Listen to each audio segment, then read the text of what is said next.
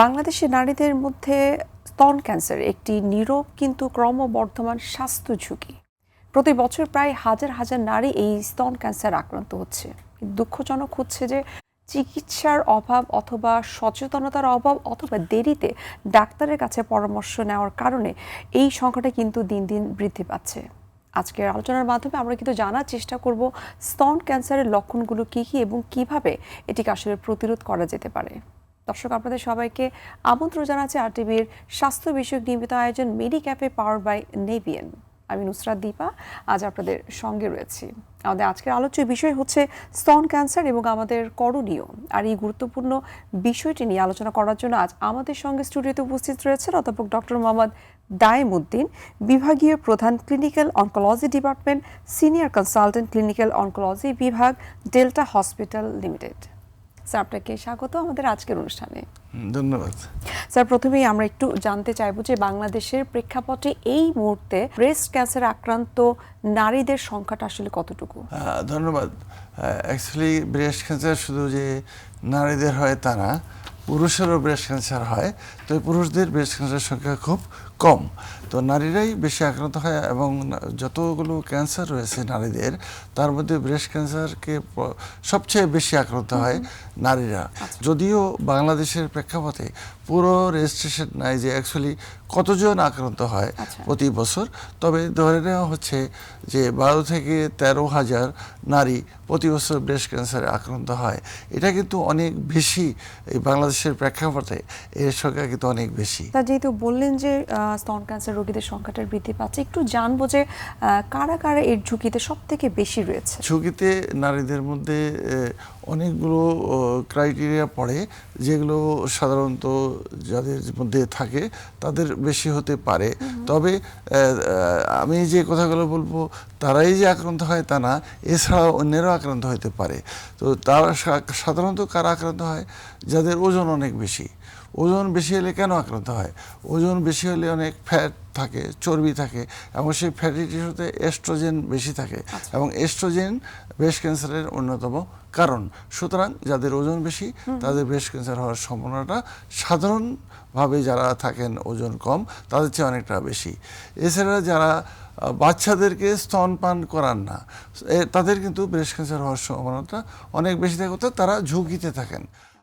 এছাড়া যারা ধূমপান বা মদ্যপান করেন, ধূমপান শব্দ অনেক ধরনের ক্যান্সারের মানে কারণ, স্তন ক্যান্সারের অন্যতম কারণ। এছাড়া যারা নিয়মিত এক্সারসাইজ করেন না, তাদের কিন্তু ব্রেস্ট ক্যান্সার হতে পারে। অর্থাৎ এক্সারসাইজ না করলে কি হয়, হয়তো ওজন বৃদ্ধি পায়। আমি আগেই বলেছিলাম, যাদের ওজন বৃদ্ধি পায় তাদের ফ্যাটি টিস্যু বেশি থাকে, এস্ট্রোজেন ফ্যাটি টিস্যুতে অনেক অনেক বেশি তৈরি হয়, এবং সেখানে ব্রেস্ট ক্যান্সার আক্রান্ত বেশি হয়। এছাড়া যারা মাসিক পিল মানে জন্ম নিয়ন্ত্রণ পিল গ্রহণ করেন, তাদের ব্রেস্ট ক্যান্সার হওয়ার সম্ভাবনাটা যারা করেন না তাদের চেয়ে অনেক বেশি। যারা হরমোন রিপ্লেসমেন্ট থেরাপি নেন, অর্থাৎ পোস্ট মেনোপজাল, মাসিক বন্ধ হয়েছে, মাসিক বন্ধ হওয়ার জন্য অনেক সিমটম আসে, সেই সিমটমগুলো রিলিভ করার জন্য অনেকেই হরমোন রিপ্লেসমেন্ট থেরাপি নেন। এই হরমোন রিপ্লেসমেন্ট থেরাপি যারা নেন তাদের ব্রেস্ট ক্যান্সার হওয়ার সম্ভাবনাটা অনেকটা বেশি। যারা হয়তো অনিয়ন্ত্রিতভাবে এক্স রে বা সিটি স্ক্যান করেন, যাদের দরকার এক্স রে সিটি স্ক্যান, এটা তো ক্লিনিক্যালি দরকার, যাদের দরকার তারা ডাক্তাররা প্রয়োজন অনুসারে দেন। সেই ক্ষেত্রে কিন্তু আমরা ধরে নেব যে তাদের সাধারণত এই যে রেডিয়েশন পান তাতে ক্যান্সার হওয়ার সম্ভাবনা নাই। এছাড়া যে জিনিসগুলো আমাদের নিয়ন্ত্রণের বাইরে, এই যে কোনো বললাম, এটা কিন্তু নিয়ন্ত্রণের মধ্যে, আমরা এগুলো নিয়ন্ত্রণ করে ব্রেস্ট ক্যান্সারটা প্রিভেনশন করতে পারি। আর নিয়ন্ত্রণের বাইরে যেমন ওজন, যেমন বয়স বৃদ্ধির সাথে সাথে ব্রেস্ট ক্যান্সারের সম্ভাবনাটা বাড়ে। যাদের নিকট আত্মীয়, যত বোন বা মা ব্রেস্ট ক্যান্সার আক্রান্ত হয়েছেন, সেই মহিলার ব্রেস্ট ক্যান্সার হওয়ার সম্ভাবনা থাকে। একটা ব্রেস্ট যদি বংশগত বলতে পারি, যাদের একটা ব্রেস্ট আগে আক্রান্ত ছিল তাদের অন্য ব্রেস্ট হওয়ার সম্ভাবনাটা থাকে। যাদের অনেক দিন ধরে মাসিক হয়, অর্থাৎ অল্প বয়সে মাসিক শুরু হলো, সাধারণত মাসিক শুরু হয় তো 12 বা 13 বছরে, 11 বছরে মাসিক শুরু হলো। আবার যাদের মাসিক শেষ হয় সাধারণত 45 বা 50 বছরে, এমন হতে পারে 11 বছরের মাসিক শুরু হয়েছে, 60 বছর পর্যন্ত বা 55 বছর পর্যন্ত মাসিক চলছে। তাদের যে দীর্ঘ পিরিয়ড এস্ট্রোজেনের একটা শরীরে মানে মাসিকের সাথে একটা সম্পর্ক আছে এস্ট্রোজেনের, এই এস্ট্রোজেন তাদের ব্রেস্ট ক্যান্সার করতে পারে। সুতরাং আবার এই যে এই ফ্যাক্টরগুলো বললাম, এর সাথে সাথে আরও অনেকগুলো ফ্যাক্টর রয়েছে, যেমন যারা খুবই অনিয়ন্ত্রিতভাবে চলেন, যারা নিয়মিত শাকসবজি বা ফলমূল নিয়মিত অস্বাস্থ্যকর খাদ্যাভ্যাস যাদের রয়েছে, তাদের কিন্তু বেশ কিছু সমস্যা অনেক বেশি থাকে। জি স্যার, আরেকটা বিষয় একটু জানবো, যেমন অনেকগুলো ফ্যাক্টরের কথা স্যার আপনি বললেন, এনভায়রনমেন্টাল কোনো ফ্যাক্টর কি আসলে ট্রিগার করে কিনা? এনভায়রনমেন্টাল ফ্যাক্টর অবশ্যই করে। যেমন এনভায়রনমেন্টে ফ্যাক্টরের মধ্যে আমি বলি যে যেগুলো আমরা যে ধোঁয়া বা আমরা যে চলাফেরা করি রাস্তায়, বিশেষ করে ঢাকা শহরে যে যেরকম গাড়ি ঘোড়া যে ধোঁয়া আছে, এগুলো কিন্তু অন্যান্য ক্যান্সারের সাথে ব্রেস্ট ক্যান্সারও হতে পারে। কেননা আয়োনাইজিং রেডিয়েশন ব্রেস্ট ক্যান্সারের একটি ফ্যাক্টর। যারা কোনো ব্রেস্টে আগে কোনো রোগ হয়েছিল, যেমন হজকিন ডিজিজ বা এই ধরনের, হওয়ার জন্য চেস্ট হলে রেডিয়েশন নিছে, তাদের কিন্তু ব্রেস্ট ক্যান্সার হতে পারে। অর্থাৎ রেডিয়েশন ব্রেস্ট ক্যান্সার নেই। আমরা যে ধোঁয়া, আপনি সুন্দর প্রশ্ন করছেন, এই যে ধোঁয়া, কলকারখানা বা গাড়ি ঘোড়া ধোঁয়া, এতেও কিন্তু রেডিয়েশন আসতে পারে। সেই রেডিয়েশনটা ব্রেস্ট ক্যান্সার করতে পারে। জি, এবং আমরা বিভিন্ন জরিপে কিন্তু এটাও দেখেছি যে প্লাস্টিক দ্রব্য যেগুলো আমরা ব্যবহার করছি, সেখান থেকে অনেক ধরনের ক্যান্সার জার্ম আসতে পারে। সো এই ক্ষেত্রে আসলে সচেতন করার জন্য মানুষদেরকে আপনার পরামর্শ কি? আমার পরামর্শ তো শুধু আমার পরামর্শ না, এই পরামর্শটা হওয়া উচিত সব সেক্টর থেকে। কেননা এই যে অস্বাস্থ্যকর যে জিনিসগুলো, এই জিনিসগুলোতে ব্রেস্ট ক্যান্সারের যেমন ফ্যাক্টরের মধ্যে আমি বলেছিলাম যে রেডিয়েশন ছাড়া অন্য ফ্যাক্টর কিন্তু এর সাথে আসে না। অর্থাৎ প্লাস্টিক বা এই ম্যাটেরিয়াল, এইসব ম্যাটেরিয়ালের মধ্যে এই জাতীয় অস্বাস্থ্যকর যে জিনিস, তার মধ্যে রেডিয়েশন সহ যে পদার্থগুলো ক্যান্সার হতে পারে সেগুলো থাকতে পারে। এইগুলো ক্যান্সার করতে পারে, ক্যান্সার হওয়ার একটা সম্ভাবনা আছে। শুধু ব্রেস্ট ক্যান্সার না, অন্যান্য ক্যান্সার হওয়ার সম্ভাবনা আছে এতে। আচ্ছা স্যার, এখন একটু জানবো যে একজন অনকোলজিস্ট হিসেবে আপনি নিশ্চয়ই অনেক ধরনের পেশেন্ট আপনি ডিল করে থাকেন। আপনার কাছে সাধারণত কোন স্টেজে নারীরা সব থেকে বেশি এসে থাকে ব্রেস্ট ক্যান্সার নিয়ে? এটা খুবই গুরুত্বপূর্ণ। আমাদের দেশে কিন্তু, আমাদের দেশের প্রেক্ষাপটে যদি বলি, যে সাধারণত আমাদের প্রাথমিক স্টেজে রোগীরা খুব কম আসে, তবে আজকাল কিছু আসতেছে যারা সচেতন। নারীরা অনেক সময় ব্রেস্টে ক্যান্সার হলেও, ক্যান্সার কেন মানে সিমটমগুলো আমি বলবো। এই যে একটা সিমটম, একটা চাকা হলো বা নিপল থেকে কোনো তরল পদার্থ বা কিছু বেরোলো, তখন তারা হাইড করতে, অনেক নারীরাই হাইড করতে চেষ্টা করেন। এবং যখন অ্যাডভান্স স্টেজে চলে যান, যখন করার কিছু থাকে না, এবং যখন দেখে যে তার শ্রেষ্ঠ হলে ইনভলভ হয়ে গেছে এবং আর কিছুই করতে পারছে না, তখন তারা ডাক্তারের শরণাপন্ন হন। এই জন্য আমাদের দেশে বিশেষ করে যারা অত শিক্ষিত না, তারা করে কি, তারা অনেক হাইড করতে চেষ্টা করে এবং অ্যাডভান্স স্টেজে, থার্ড বা ফোর্থ স্টেজে আমাদের কাছে আসে। স্যার, যেহেতু আপনি বলছেন যে এখানে হাইড করার কিছুটা বিষয় রয়েছে, আসলে বাংলাদেশের প্রেক্ষাপটে আমরা অধিকাংশ ক্ষেত্রেই দেখেছি যে এখানে কিছুটা লজ্জাবোধ বা সংকোচ কাজ করে থাকে। একটু স্যার জানবো যে কোন কোন লক্ষণগুলো দেখা দিলে সেই নারী বা মহিলারা যেন অবশ্যই ডাক্তারের পরামর্শ নেন? ধন্যবাদ। এই প্রশ্নের সাথে এই প্রশ্নের অনেক অনেক মিল রয়েছে। এই প্রশ্নটা করার জন্য আপনাকে ধন্যবাদ। কেননা একটা মানে লক্ষণগুলোর মধ্যে রয়েছে, যেমন ব্রেস্টে প্রথম যেটা হয় সেটা একটা চাকা ফুলে গেল, ব্রেস্টে একটা চাকা হলো। তো চাকা হলে অনেকে মনে করে চাকা হয়েছে আমার ইনফেকশনের জন্য হয়েছে, অথবা এই চাকাটা বোধহয় অন্য কোনো কারণে হয়েছে, কিছুদিন পরেই হয়তো এই চাকাটা চলে যাবে, এই জন্য হাইড করতে চেষ্টা করেন। এর সাথে সাথে কী হয়, ব্রেস্টে যে চামড়া, এই চামড়ারও কিছু লক্ষণ আসতে পারে। চামড়াতে যদি ফুসকুড়ির মতো হয়, চামড়াতে কোনো র্যাশ পড়ে, চামড়া যদি টোল পড়ে, চামড়া যদি কমলা লেবুর মতো দেখা যায়, তাহলে ব্রেস্ট ক্যান্সারের একটা সিমটম হতে পারে। এটাও কিন্তু অনেকে হাইড করে যে এটা বোধহয় আমার এমনি হচ্ছে, এটা বোধহয় এমনিতে হচ্ছে, হয়তো বা ঠিক হয়ে যাবে। এর সাথে কি হতে পারে, ব্রেস্টের আকার এবং আকৃতির চেঞ্জ হতে পারে। অর্থাৎ ব্রেস্টের যে আকার আকৃতি সাধারণ রয়েছে, যদি একটা চাকা হয় বা একটা গোটা হয়, তখন কি হয়, ব্রেস্টটা বড় হতে পারে বা এক সাইডে অনেক মানে একটা বলের মতো দেখা যেতে পারে। তখনই কিন্তু অনেকে হাইড করার চেষ্টা করেন যে আমি বোধহয় এটা আমার এমনি চলে যাবে, এবং হাইড করার বেশিরভাগ ক্ষেত্রে মেয়েরা কিন্তু হাইড করার চেষ্টা করে। আর এটা হলো ব্রেস্টের উপরের যে অবস্থা।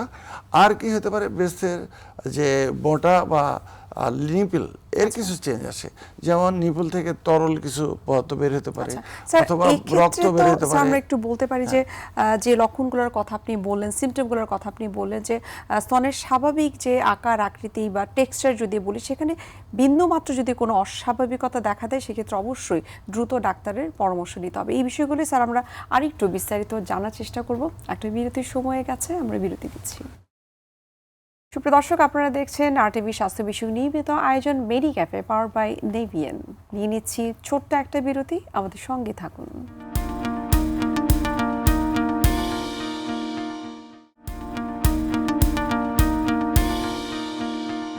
দর্শক, ফিরে আসলাম বিরতি থেকে। আপনাদেরকে আরও একবার স্বাগত জানাচ্ছি RTV স্বাস্থ্য বিষয়ক নিয়মিত আয়োজন মেডিক্যাফে, পাওয়ার বাই নেভিয়ান। স্যার, আপনি লক্ষণগুলোর কথা বলছিলেন। অনেক ক্ষেত্রে আমরা কিন্তু বাংলাদেশের প্রেক্ষাপটেই অনেক নারী, মহিলারা বা টিনেজার যারা রয়েছে, এই লক্ষণগুলোকে কিন্তু ইগনোর করে থাকে, যার জন্য যেমনটা আপনি বলছিলেন যে অধিকাংশ ক্ষেত্রে আপনার কাছে রোগীরা 3rd বা 4th স্টেজ নিয়ে আসছে। আপনার কাছে একটু জানতে চাই যে এই যে লক্ষণগুলো রয়েছে, সেই লক্ষণগুলো দেখা দেওয়া মাত্র যেন ডাক্তারের পরামর্শ নিতে তারা অনকোলজিস্টদের কাছে আসেন অথবা মেডিসিনের ডাক্তারের কাছে আসেন, এক্ষেত্রে আরও বেশি সচেতন হওয়ার জন্য তাদের আসলে কি কি করা উচিত? এই সচেতন হওয়ার আগে আমি একটু বলি যে, যেমন আমি লক্ষণগুলোর মধ্যে বলেছিলাম যে ব্রেস্টের ইটসেলফের যে সিমটমগুলো, এছাড়া ব্রেস্টের নিপলের আমি কিন্তু সিমটম বলছিলাম যে নিপল দিয়ে রক্ত পড়া, নিপলের চামড়ার পরিবর্তন হওয়া, নিপলের চামড়াতে ফুসকুড়ি পড়া, অথবা নিপলটা ঠিক ভিতর দিকে ঢুকে যাওয়া। এছাড়া বগল, অথবা এই যে আমাদের আমরা যে গলা বলি, এখানেও কিন্তু অনেক সময় গোটা দেখা যায়। অনেক সময় কোনো কোনো ক্ষেত্রে ব্রেস্টে কোনো সিমটমই নাই, কোনো আমি যে সিমটমগুলো বলি এগুলো নাই, কিন্তু ব্রেস্টের বগলে বা এক্সিলাতে দেখা গেলো একটা গোটা হয়ে আছে। এটাও কিন্তু ব্রেস্ট ক্যান্সারের সিমটম হতে পারে। এই ধরনের যদি সিমটম দেখা দেয়, সঙ্গে সঙ্গে যে কাজটা করতে হবে যে আমি অ্যাডভাইস করব নারীদেরকে ব্রেস্ট সেলফ এক্সামিনেশন, অর্থাৎ ব্রেস্ট নিজে পরীক্ষা করে দেখা। এটা কয়েকটা মাত্র পদ্ধতি আছে, এটা যদি করতে পারেন তাহলে খুব ভালো হয়। তাহলে ব্রেস্ট সম্পর্কে তার জ্ঞান থাকবে যে তার ব্রেস্টটা নর্মাল ব্রেস্টটা কীরকম। এই নর্মাল ব্রেস্টে যদি কিছু পরিবর্তন হয়, তখনই আমরা ডাক্তারের কাছে যাওয়ার পরামর্শ করি। আমরা কোন ধরনের ডাক্তারের কাছে যাব? আমরা সাধারণত মেডিসিন না, আমরা সাধারণত সার্জিক্যাল অনকোলজিস্ট অথবা অনকোলজিস্টের কাছে গেলে খুব ভালো হয়। এবং সেইখানে তারা পরীক্ষা করে দেখবেন যে সিমটমগুলো বা লক্ষণগুলো দেখা গেছে, এই লক্ষণগুলো হলেই যে ব্রেস্ট ক্যান্সার হবে তা না, নাও হতে পারে। সুতরাং তারা ব্রেস্ট ক্যান্সার কিনা যে পরীক্ষা করে প্রমাণ করবেন যে ব্রেস্ট ক্যান্সার অথবা ব্রেস্ট ক্যান্সার না, তারপরে তারা অগ্রসর হবেন কীভাবে এটা ম্যানেজ করা সম্ভব। আচ্ছা, অসংখ্য ধন্যবাদ স্যার। এই প্রশ্নটাই আমার জানা ছিল যে এই ধরনের সিমটম দেখা দেওয়া মাত্র আসলে আমরা কোন বিশেষজ্ঞের কাছে যাব। এই জায়গাটায় কিন্তু রোগীরা একটু কনফিউশনে থাকে যে আমি কি মেডিসিনের ডক্টর দেখাবো, নাকি গাইনি ডক্টর দেখাবো, নাকি একজন ক্যান্সার বিশেষজ্ঞের কাছে আমি যাব। স্যার, এখন একটু জানতে চাইবো যে এই লক্ষণগুলো নিয়ে যখন একজন রোগীর আপনাদের কাছে আসেন, তখন প্রাথমিক অবস্থায় কোন কোন টেস্টগুলো আপনারা করতে দেন? আচ্ছা, আমরা প্রথমে ব্রেস্টের অবস্থানটা দেখে তারপরে টেস্টের দিকে যাই। টেস্টের মধ্যে যেমন আমরা করতে পারি যে তার একটা বায়োপসি খুব ইম্পর্টেন্ট। বায়োপসি করলে তো আমরা কিন্তু সহজেই বুঝতে পারবো যে তার ব্রেস্টে ক্যান্সার হয়েছে কিনা বা কোন ধরনের ক্যান্সার হয়েছে, এটা পারবো। এছাড়া ম্যামোগ্রাম করা যেতে পারে, ম্যামোগ্রাম দেখা যায় যে কতখানি ইনভলভমেন্ট হয়েছে। এছাড়া সিটি স্ক্যান, এছাড়া আমরা যেটা করি বায়োপসি করার পরে আইএসসি করে দেখি যে কী ধরনের আমরা ক্যান্সার হয়েছে এবং তার চিকিৎসাটা কী ধরনের চিকিৎসা আমরা দেবো। আইএসসি করলে আমরা সেটা বুঝতে পারবো। সুতরাং যে জিনিসগুলো করা হয় যে ব্রেস্টের এক্সামিন করে দেখার পরে বায়োপসি, আইএসসি, মেমোগ্রাম, সিটি স্ক্যান, এই ধরনের খুব ইম্পর্টেন্ট পরীক্ষাগুলো সাধারণত করা হয়। এছাড়া যে পরীক্ষাগুলো করা হয় সাধারণ পরীক্ষা, যেমন রক্ত করা হতে পারে, এক্স রে করা হতে পারে। আমি তো ব্রেস্টের লোকাল সিমটমের কথা বললাম। ব্রেস্ট কিন্তু যদি ক্যান্সার হয়, ক্যান্সার ছড়িয়ে তার ব্রেনে যেতে পারে, তার লাংসে যেতে পারে, লিভারে যেতে পারে, বোনে যেতে পারে, বিভিন্ন অর্গান ইনভলভ হতে পারে। সেইটা পর্যবেক্ষণ করে সে স্পেশালি নির্ধারণ করবেন আর কি কি পরীক্ষা করা সম্ভব। তার বোন স্ক্যান করা লাগবে কিনা, তার চেস্টের সিটি স্ক্যান করা লাগবে কিনা, ব্রেনের এমআরআই বা সিটি স্ক্যান করা লাগবে কিনা, এটা তারা নির্ধারণ করবেন এবং নির্ধারণ করে সঠিক চিকিৎসা যেটা সেটা তারা প্রদান করবেন। অর্থাৎ স্টেজিংটাকে ফিক্সড করার জন্য এবং কি ধরনের ট্রিটমেন্ট তিনি পাবেন সেটার জন্য আপনি যে ধরনের টেস্টগুলোর কথা বললেন সেগুলো অবশ্যই তাকে করতে হবে। এই যে আপনি ম্যামোগ্রামের কথা বললেন, বায়োপসির কথা আপনি বললেন, এই ধরনের টেস্টগুলোকে আসলে ঢাকার বাইরের যে জায়গাগুলো, আমরা যদি মফস্বলের কথা বলি, গ্রামাঞ্চলের কথা বলি, সেখানে কি অ্যাভেলেবেল? সব টেস্টগুলো কিন্তু ঢাকার বাইরে অ্যাভেলেবল না। তবে ডিস্ট্রিক্ট শহরে যেগুলোতে মেডিকেল কলেজ আছে সেখানে বায়োপসি সম্ভব হয়, কিন্তু অনেক সময় আইএসসি সম্ভব হয় না। আইএসসি ইউনিভার্সিটি সাধারণত ঢাকাতেই হয়। ডিস্ট্রিক্টের মধ্যে বড় যে ডিভিশনাল হেডকোয়ার্টার আছে দুই একটা, যেখানে পুরানো মেডিকেল কলেজগুলো আছে, যেমন 8টা মেডিকেল কলেজ, সেখানে আইএসসি করার সুযোগ ও সুবিধা মেডিকেল কলেজ অথবা বাইরে দুই একজন করে থাকেন। কিন্তু মেমোগ্রাম খুব সোজা একটা পরীক্ষা, জাস্ট একটা ব্রেস্টের একটা এক্স রে। কিন্তু এটা মফস্বল বলতে ডিস্ট্রিক্ট পর্যন্ত আছে, তার বাইরে হয়তো নাই। এইটা খুব গুরুত্বপূর্ণ প্রশ্ন যে ব্রেস্ট ক্যান্সার যেহেতু মেয়েদের সবচেয়ে বেশি হয়, এই ক্যান্সারে মেয়েরা অ্যাডভান্স স্টেজে আসে বা সচেতনতার অভাবেই হয়তো আসে। অনেকে সচেতন হলে ইগনোরেন্স অথবা লজ্জার জন্য অনেকে আসেন না। সুতরাং এই ব্রেস্ট ক্যান্সারের টেস্টগুলো বিশেষ করে মেমোগ্রাম, আইএসসি, বায়োপসি এবং সিটি স্ক্যান, এটা সমস্ত মফস্বল শহরেও থাকা প্রয়োজন, যাতে আমাদের নারীরা ভালো চিকিৎসা পান, সঠিক চিকিৎসা পান। সচেতন হবার পাশাপাশি পর্যাপ্ত যে সুযোগ সুবিধাগুলো রয়েছে সেগুলোর কথা আপনি বলছেন যে অ্যাভেলেবেল থাকা উচিত। স্যার, এখন একটু ট্রিটমেন্ট নিয়ে জানতে চাইবো যে বাংলাদেশে বর্তমানে স্তন ক্যান্সারের আধুনিক কি ট্রিটমেন্ট রয়েছে? অ্যাকচুয়ালি এই প্রশ্নটা খুবই গুরুত্বপূর্ণ, কেন আমাদের দেশের অনেকেই মনে করে যে তার ক্যান্সার হয়েছে, যে ধরনের যে কোনো হচ্ছে ক্যান্সার বা ব্রেস্ট ক্যান্সার, আমাদের দেশের বোধহয় সঠিক চিকিৎসা পাবো না, দেশের বাইরে আমরা চলে যাবো, এই ধরনের একটা ধ্যান ধারণা মানুষের মধ্যে রয়েছে। কিন্তু বর্তমানে বিশেষ করে ঢাকা শহরে অনেক গুরুত্বপূর্ণ সেন্টার রয়েছে, বড় বড় সেন্টার রয়েছে, যে সেখানে আধুনিক চিকিৎসা হয়ে থাকে। যেমন আধুনিক চিকিৎসার মধ্যে যেমন রয়েছে কেমোথেরাপি, তো আগে থেকে হয়ে আসছে, রেডিওথেরাপি ঢাকাতে পর্যাপ্ত পরিমাণে সুযোগ সুবিধা রয়েছে, এবং তার সাথে সাথে টার্গেট থেরাপি, ইমিউনোথেরাপি, যেটা লেটেস্ট থেরাপিগুলো, এগুলো ঢাকাতে হচ্ছে। সুতরাং হয়তোবা আমাদের ঢাকার বাইরে খুব কম সেন্টারে হয়, কিন্তু ঢাকাতে হয়। সুতরাং ব্রেস্ট ক্যান্সার হলে যে বাইরে যাব, দেশের অর্থনৈতিক অবস্থাটা, দেশের এই ফরেন কারেন্সি লস করে যাব, এই ধরনের মনোভাব থাকা প্রয়োজন না। ঢাকাতে অনেক সেন্টার ডেভেলপ করছে, যেখানে বিশ্বের সবচেয়ে আধুনিক যে চিকিৎসাগুলো হয়ে থাকে, এখানে কিন্তু আধুনিক চিকিৎসা আমরা দিয়ে থাকি এবং এখানে হয়ে থাকে। এক্ষেত্রে স্যার আরেকটা প্রশ্ন চলে আসে যে যারা একটু স্বল্প আয়ের মানুষ, তাদের জন্য কিন্তু অনেক সময় এই ক্যান্সারের এত দীর্ঘ যে ট্রিটমেন্ট, সেটা নেওয়া কিন্তু অনেক ক্ষেত্রে সম্ভবপর হয় না।